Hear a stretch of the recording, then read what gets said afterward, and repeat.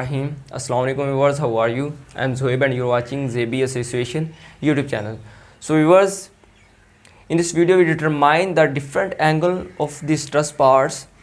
Previous lecture में हमने इसका एनालिसिस इसके पार्ट्स की लेंथ डिटरमाइन की थी। अब आज इस लेक्चर में हम इसके एंगल्स फाइंड करेंगे, क्योंकि जब हम इसका एनालिसिस करते हैं, अगर यूनिट ग्रेविटी पे भी इसका एनालिसिस करें तो हम इन पार्ट्स के एंगल्स को का हमें पता होना लाजमी है। क्योंकि अगर हम इसकी प्रोजेक्शन जब देंगे, अगर हमारे पास एंगल होंगे तो हम इसको प्रोजेक्शन देंगे एक्स एक्सिस पे या वाई एक्सिस के। तो एनालिसिस के लिए हमें इसके एंगल्स पता होना लाजमी है। तो आज इस वीडियो में इंशाल्लाह हम एंगल्स किस तरह फाइंड करते हैं वो सीखेंगे, और इंशाल्लाह नेक्स्ट वीडियो में हम इसका एनालिसिस करेंगे यूनिट ग्रेविटी लोड पर। तो स्टार्ट करते हैं हम। सबसे पहले क्या करेंगे, हम ए पॉइंट पे इसका एंगल डिटरमाइन कर लेते हैं। तो ए एंगल पे किस तरह एंगल डिटरमाइन करना है, सबसे पहले हम इसका ज्योमेट्री का इस्तेमाल करेंगे इसमें। तो सबसे पहले मैं इसका ट्रायंगल ड्रा कर लेता हूँ। ये मेरे पास एक ट्रायंगल है, सेम एज इट इज़ ये वाली ट्रायंगल मैं ड्रा कर लेता हूँ यहाँ पे। तो हमने इसकी लेंथ जो थी वो फाइंड कर ली थी प्रीवियस लेक्चर में। तो यहाँ पे कितनी आई थी, इसकी बेस कितनी थी, 3 मीटर थी। तो यहाँ पे मैंने 3 मीटर लिख दिया, राइट। और इसकी हाइट कितनी है, इसकी हाइट हमने निकाली थी, यहाँ पे हमारे पास इसकी हाइट नहीं थी, हमारे पास ये हाइपोटेन्यूज का डिस्टेंस था, ये वाला, ये हमने फाइंड किया था। अगेन ये वाला था 13.42 समथिंग बना था, उसको डिवाइड किया था हमने 4 पे, तो हमारे पास ईच पार्ट की लेंथ आ गई थी। तो हाइपोटेन्यूज कितना था, ये वाला 3.35 था, 5 मीटर। तो ये मैंने यहाँ पे लिख दिया, राइट। हमें चाहिए बेसिकली ये वाला एंगल, क्योंकि जब हम ए ज्वाइंट को सॉल्व करेंगे, अगर मैं इसकी फ्री बॉडी डायग्राम ड्रा करूँ तो ये इस तरह बनेगी, इस तरह बनेगी, और ये वाला लोड आ रहेगा। तो ये वाला एंगल चाहिए हमें, क्योंकि हमारे पास ये वाला नीचे से फोर्स लग रही होगी। हमें चाहिए बेसिकली ये वाला थीटा एंगल, क्योंकि हमने इसको प्रोजेक्शन देनी है एक्सेस या वाई एक्सेस की तरफ। तो ये वाला एंगल हम फाइंड कर लेते हैं। अब ये वाला है, राइट, कितना है। अब देखें, अगर हम यहाँ पे ज्योमेट्री का इस्तेमाल करें तो साइन थीटा जो होता है वो होता है हमारे पास बेस ओवर हाइपोटेन्यूज, राइट, यही वाला होता है। तो यहाँ पे वैल्यूज पुट कर लेते हैं हम। बेस हमारे पास कितनी है, 3, और हाइपोटेन्यूज कितना है, 3.35, राइट, साइन थीटा। तो साइन इधर जाके इन्वर्स हो जाएगा, साइन इन्वर्स 3 डिवाइडेड बाई 3, 5 हमारे पास आ गया। तो इसको कैलकुलेट करें, कैलकुलेट करने के बाद आंसर क्या आता है इसका। सो इसको कैलकुलेट करने के बाद मेरे पास जो आंसर इसका बन रहा है वो 63.54 बन रहा है, 63.57 थीटा। तो ये मैंने फाइंड कर लिया, ये वाला एंगल 63.57, राइट। अब देखें, अब इस पॉइंट पे आ जाते हैं, पी पे। अगर P यहाँ पे आ जाते तो हमें इसकी प्रोजेक्शन देनी है। तो यहाँ पे मैं अगर आप ये वाला जो एंगल है ये निकालना काफ़ी मुश्किल है। ये वाला ओवरऑल एंगल ट्रायंगल है ये वाली। देखिए, अगर इस पार्ट को हम जब सॉल्व करेंगे P जॉइंट्स को, तो हम हमेशा जो प्रोजेक्शन होती है वो एक्स एक्स के ऊपर या वाई के ऊपर देते हैं। तो बेसिकली अगर इसके मैं x axis y axis draw करूँ तो ये वाले बनेंगे। यहाँ पे ये एक्स एक्सिस, ये वाई एक्सिस बन गए ये वाले। तो जब इस पॉइंट को हम सॉल्व करेंगे, इस पार्ट को सॉल्व करेंगे, तो क्या होगा, इसकी प्रोजेक्शन इस पॉइंट तक आएगी, इसको करेंगे यहाँ तक आ जाएगी, इसकी करेंगे यहाँ तक आ जाएगी।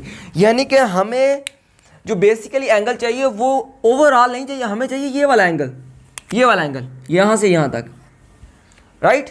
तो मैंने आपको बताया था ये जो ट्रस है ये सिमेट्री है। तो ट्रस अगर सिमेट्री है तो ये एंगल्स जो हैं, देखें, अब ये वाला डिस्टेंस अगर हमारे पास सेम था तो ये वाला डिस्टेंस भी सेम है, बेस इसकी सेम है, तो ये एंगल भी सेम होगा। यानी कि ये वाले ट्रायंगल अगर ये वाली ट्रायंगल बनाए तो ये सेम बनेगी। तो ये कितना बन जाएगा एंगल, 63.57 बन गया। और उसके बाद अगेन इस ओ पॉइंट पे आ जाते हैं। इसके अगर एक्सेस वाई एक्सेस ड्रा करें तो इसके भी एंगल सेम बनेंगे। देखिए ना, ये सिमेट्री है, तो ये वाला कितना बन गया, 63.57। और अगर यहाँ पे भी एक्स एक्सेस और वाई एक्सेस ड्रा करेंगे कितना बनेगा, 63.57। तो ये वाले जो एंगल्स है हमने यहाँ पे फाइंड कर लिए। देखें, 63.57, 63.57, 63.57, 63.57। अब देखें, अगर इसको सॉल्व करेंगे इसकी प्रोजेक्शन इस पे आएगी, इसको सॉल्व करेंगे इसकी प्रोजेक्शन इस पे आएगी, इसको सॉल्व करेंगे इसकी प्रोजेक्शन इधर आएगी। यानी कि अगर हमारे पास ये अबव वाले एंगल्स आ गए सारे, तो देखें, अगर ये वाले एंगल तो ये वाले एंगल भी सेम होंगे। ये भी 63.57 बनेगा, तो ये भी 63.57 बनेगा, क्योंकि सिमेट्री हमारे पास। और ट्रस्ट की एक और चीज़ ये है कि अगर हमारे पास ट्रस्ट जो सिमेट्री होगी तो हम उसके हाफ पार्ट को सॉल्व करते हैं, तो उसके जो क्रॉसपोंडिंग जो हाफ पार्ट होता है उसको सेम एज इट इज़ ले लेते हैं। यानी कि फोर्स जो इस पॉइंट पे आ रही है इस पॉइंट पे सेम आएगी, इस बार में जितनी फोर्स आ रही है इस बार में सेम आएगी।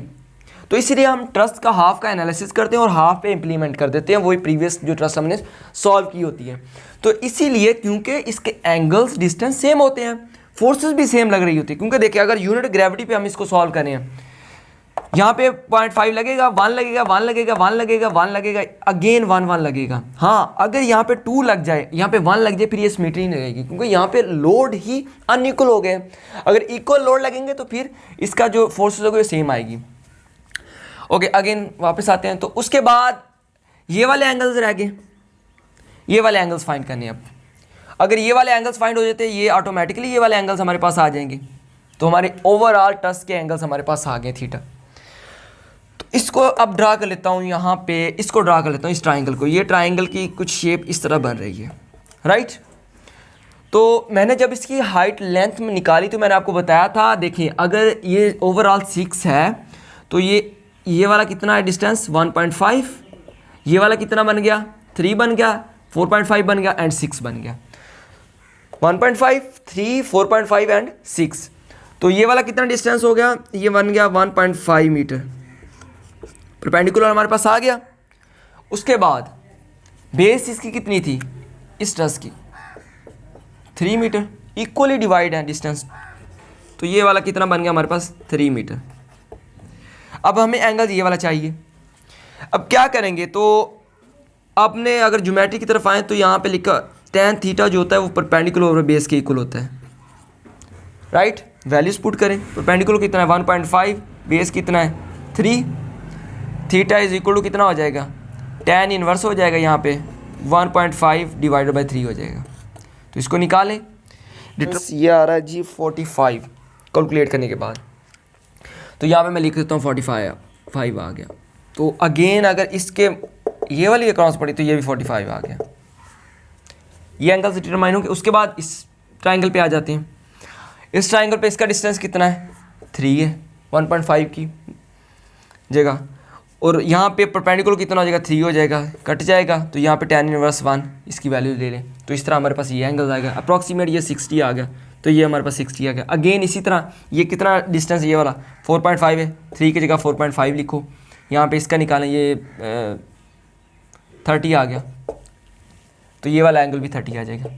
तो एंगल्स हमारे पास फाइंड हो गए कंप्लीट ट्रस्ट के, ये वाला एंगल, ये वाला, ये वाला, ये वाला।